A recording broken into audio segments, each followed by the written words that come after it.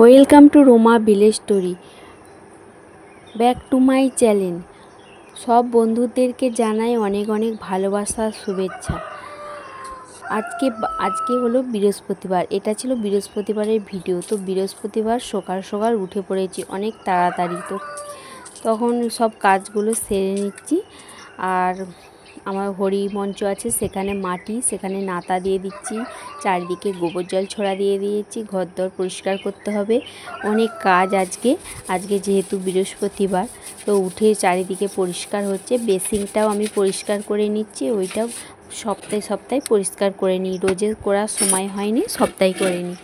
দিয়ে দেখো এদিকে আমি গ্যাসের কাছে সব মুছে নিয়েছি পরিষ্কার করে, দিয়ে ঘর দোয়ানটা সব পরিষ্কার করে মুছে নিচ্ছি। বাসন কুসনগুলো মাজা হয়ে গেছে আগেই, তারপর সব কাজ হয়ে গেছে। তো সকাল সকাল চানটাও করে নিয়েছি। সকালবেলা চান করলে কিন্তু খুব সুন্দর, খুব ভালো লাগে।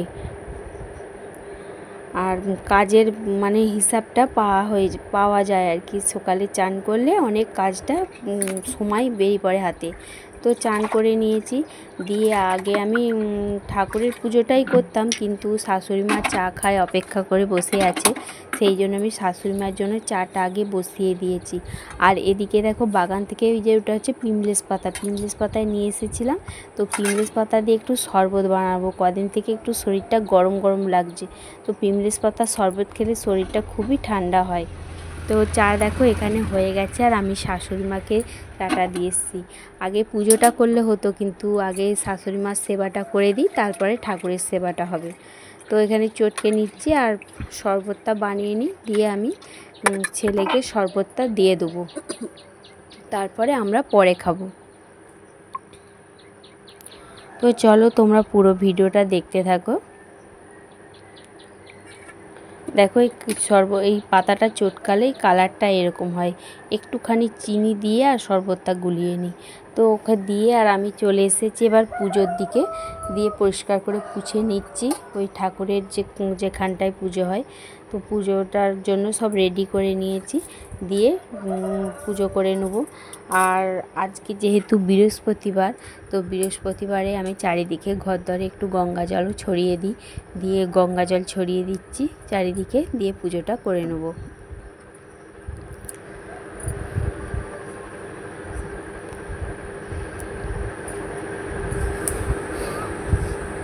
তো দেখো আগে দিয়ে আমার পুজো হয়ে গেছে, ঠাকুরের সেবাটাও করে দিয়েছি।